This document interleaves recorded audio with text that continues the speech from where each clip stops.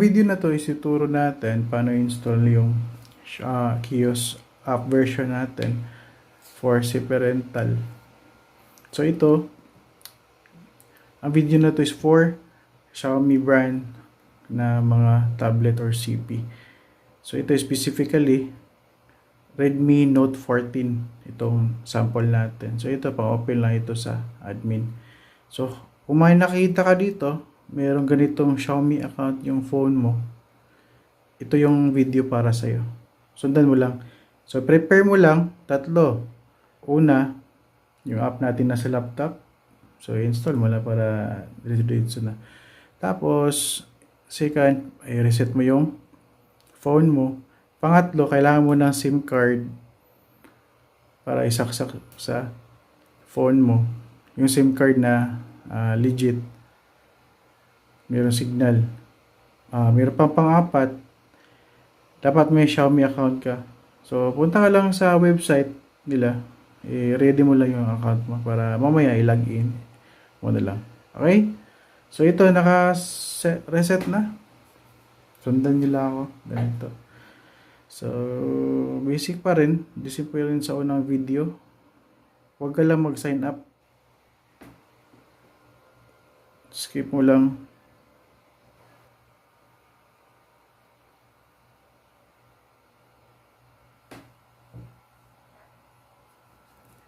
Ito skip mo lang. Huwag mo lagyan ng Google.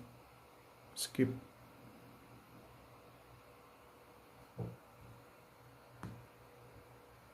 Accept lang.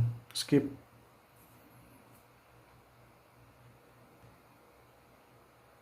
Okay.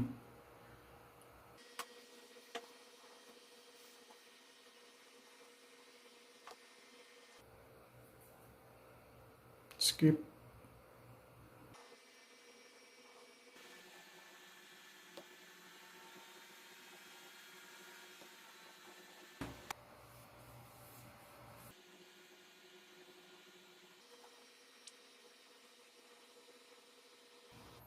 So, ito na-open na. So, again, be sure may SIM card na ito. Tatanggalin mo lang mamaya after the setup. So, i-remove mo lang. Hindi mo kailangan magsaksak all the time ng SIM card or forever sa phone na to. Tatanggalin natin mamaya after the setup. Okay? So, meron ka na Xiaomi. Assuming. So, punta tayo settings. Gusto na natin ng konti. Okay. Set up pa muna yung display. Gusto ko yung timeout medyo sa lock screen. Medyo matagal para hindi mag-off. Yung gesture okay na kasi naka-activate na yung tatlo. Tapos punta tayo sa yung developer's option. Ano muna natin, enable. Ito parang version yung hahanapin natin. OS version. So ito try natin pindot. So 3, 2, 1. So activated na siya. Back. Okay. Next gagawin natin yung sinabi ko kanina na meron kang Xiaomi account. So before tayo mag-proceed, lagyan mo natin ng internet before mag-proceed sa login sa Xiaomi account. So Wi-Fi. Connect muna tayo sa window. So again, be sure yung phone na to at saka laptop, isa lang yung Wi-Fi na kinoconnect nila. Or kung nakalan man itong laptop sa window, dapat yung phone sa window din. Para isang network lang. So, connect tayo.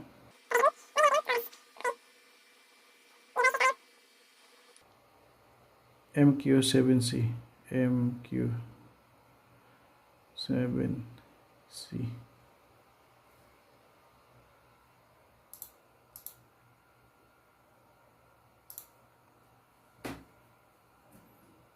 Lagyan natin ng 20 hours para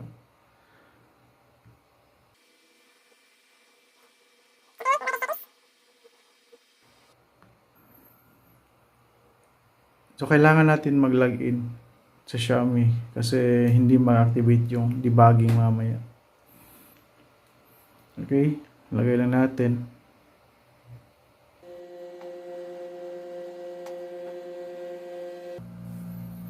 So, okay na yan. Huwag mo muna i-sign out. Later, i-sign out natin yan. So, back. So, next gagawin natin, punta tayo sa developers option. Additional settings. Tapos, hanapin natin developers option. Ito. Okay. Enable natin yung debugging. Ganyan.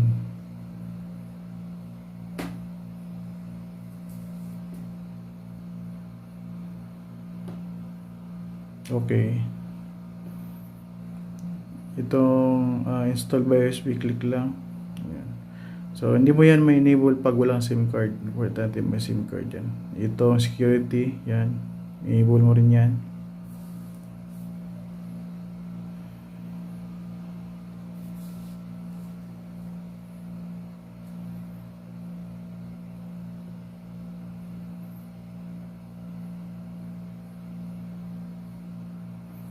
Okay. So, next tayo, dito tayo sa wireless debugging. Click. Enable. Yan. Tapos, sa baba, click. So, ito sa laptop mo. Be sure na install, na download na. Then, extract natin. Extract all. Browse. Dito tayo sa desktop. Tapos, ilagay natin dito sa folder. Select folder and then extract.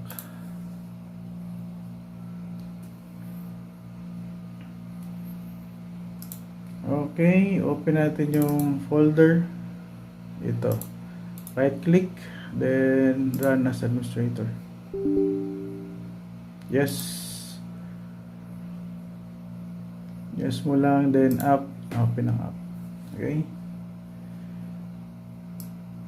Next gagawin natin, click wireless. Lagyan natin yung IP. Ito nakikita mo sa phone mo. 10.0.19.188 10.0.19.188. Okay. Pairing port niya, yung sa katabi niya, 37169. 37169. Next, yung pairing code, malaking number 149874. 149874. So, pwede ka rin mag ganito, USB. Yung sa charger mo.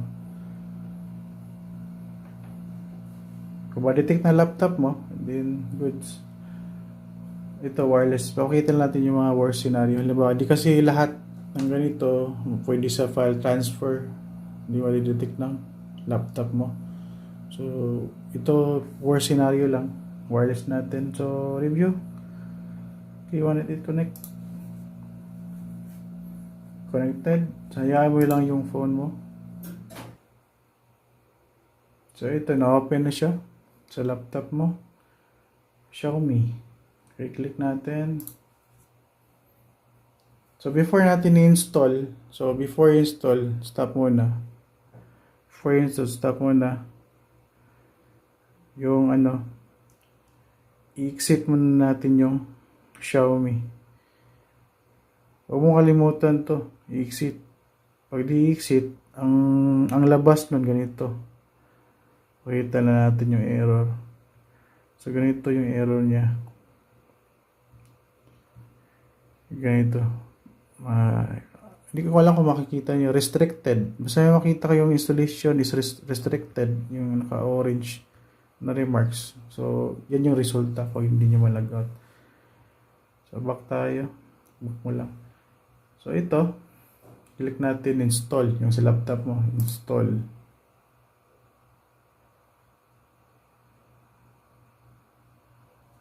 So, may labas sa phone mo. Click install. Then, tapos na siya partially install sa app. May nakita sa laptop mo na enable, yung green. Click mo lang.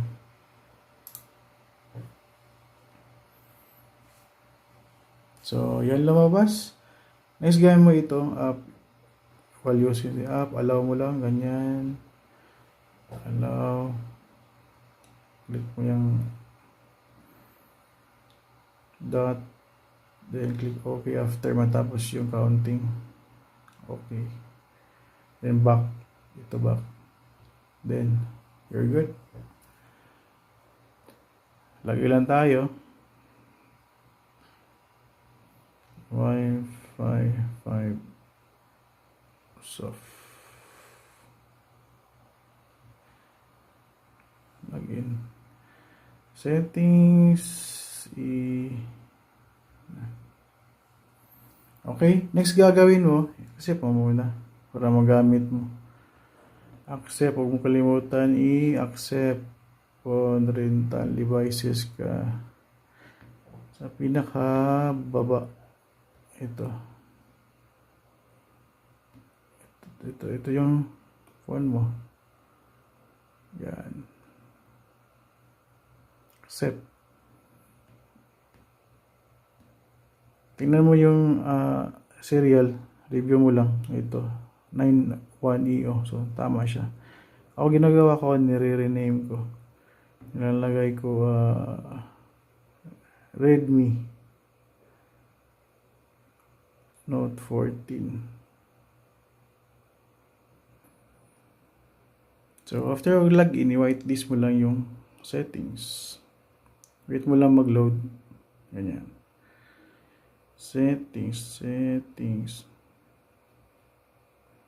Yang Android. Ayan. Isa lang. Wait lang. Check natin. Android settings. No. Ito isa. Apply. Tapos, pati yung store.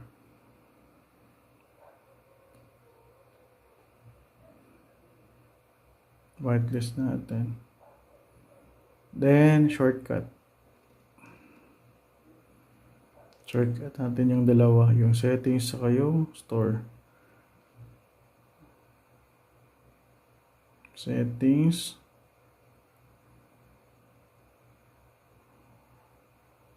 Nabinit na yung store. Yan. Okay. So, next gagawin mo, install mo yung brightness. Ito, first time mo mag-login. So, ilagay mo lang yung Gmail mo. Install mo lang yung gusto mong install. Gaya mo ng unang video ko na install yung brightness. Kasi sa kiosk, wala na siyang notification na adjustment. Ganyan. Walang display, walang makita dito. So, ganun lang pag-install sa naka-Xiaomi. Lalo na yung mayroong Xiaomi account na ilalagin. So, kung may clarification, just PM me. Thanks.